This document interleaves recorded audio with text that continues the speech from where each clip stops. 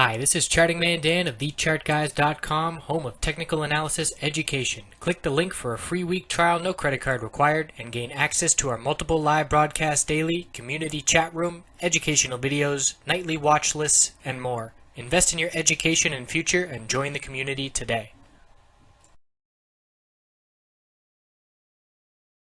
Hey everyone, looking at the miners, gold, daily, weekly, shorter term time frames. Bulls showing up just when they needed to, and 2 days ago in my video I said really many times, stressing the bulls having to show up at this support line. It is now a triple bottom and a very strong support, and if that breaks, that is absolutely a clear signal to go bearish in the miners, but not anytime soon, or at least not in the next couple days. So bullish reversal candlestick confirmed, higher low, higher high, and a bullish reaction to gold to the data release this morning. We've got moving average resistances to keep an eye on.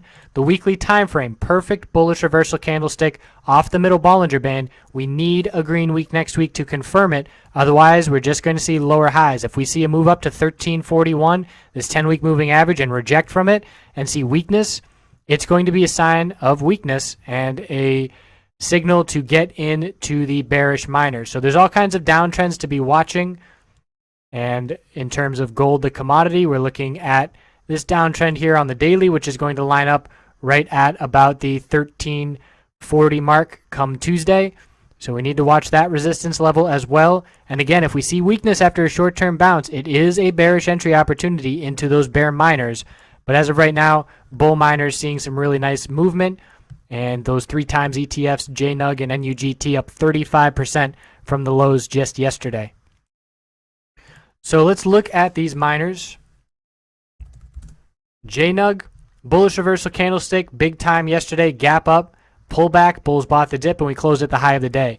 So getting a lot of questions on whether or not to hold these miners over the weekend, the long weekend, and it's certainly very high risk in the sense that the commodity gold is going to be trading over the long weekend, and your hands are going to be tied. And I never like that scenario. That's when trades run away from me when I otherwise would have been stopped out. So absolutely, very strong close. Looks like continuation coming for miners, but we'll see what Sunday night and Monday brings in terms of gold price action. And looking at gold on the 4-hour, so we had that clear break for the bulls overnight, last night, above this 4-hour downtrend line. We consolidated, back tested it as support, and then took off on the data this morning. Very bullish reaction. That being said, after these 3 big green 4-hour candlesticks, I would expect consolidation that may occur Sunday and Monday. And I would expect to pull back into the low 1320s to establish a higher low and then make another attempt. This resistance right here, 1344.75, the high from the Yellen last Friday, a week ago, is very key. If we cannot break that level, it's just going to be another lower high. And again, I will be looking for a bearish miner entry if we see gold unable to break that level. So certainly going to give the bulls a chance. Silver is so much more bullish than gold in terms of the shorter term time frames. So this is the 4-hour chart. This was the high of Yellen Friday a week ago, and we are now about 2.5% above that level, while gold still has a long way to go before we even get there. So silver is breaking out, and we'll see if gold follows. Silver has been a lead indicator for gold. I've noticed that trend the past week or two, I would say. So if that is the case, the bulls would love for gold to follow in silver's lead here. Very strong break to the upside. Let's look at some of these bear miners. They're now pulling back. They were breaking out above the upper Bollinger Band. Losing the upper Bollinger Band support was red flag number 1. Now we're at the middle Bollinger Band support, and if we lose that, all moving averages are back as resistance, and a bounce attempt has really been rejected by the bears. Dust, much more clearly a higher high. Look at, we still have the 50-day support, the middle Bollinger Band support. So another example where the dust bears, the senior miners, acting more bearish than the junior miners. Here's the high from July. We've got the higher high now, and we've got JDST and the junior miners bears not making nearly as clear a higher high. 35.80, and we did break it, but not significantly, and we're on the verge of losing all moving average support, whereas dust still has plenty on the daily time frame. So let's now look at some of the 5-minute charts for these miners, and I want to emphasize the importance of the 20-period moving average. So we had the dump here first thing in the morning. I made a quick flip of JDST pre-market. Let's see if I can remember the numbers off the top of my head. 24.80 is when I got in, and I got out 25.70.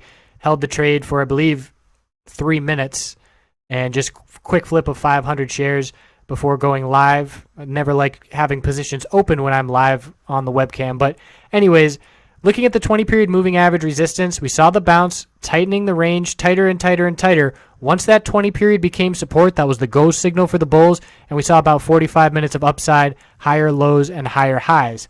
And likewise, for the bulls, 5-minute chart and the 20-period moving average, as soon as it was lost, that was a red flag for the bulls. We saw 45 minutes of pullback, and then we saw that level become support, and from there, the bulls owned the rest of the day.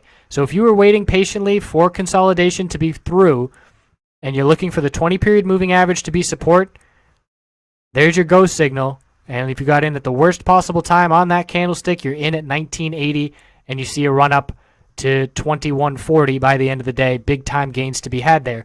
So the theme of this weekend's videos is the importance of the 20-period moving average on every time frame. I like it on the 5-minute the best. That's because what I use the most. But if I had to take only one thing on a chart besides the candlesticks, all other indicators and moving averages removed, I would keep the 20-period.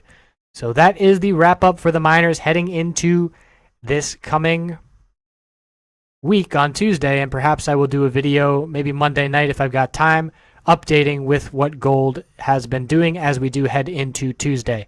So I appreciate everybody watching. I hope you have a great long weekend. Congrats to the bulls who held through, and certainly lots of reminders. Put those stop losses in. I know a lot of bull miners were feeling sick to their stomach earlier this week because the trade got away from them without having stop losses. So big time reminder there.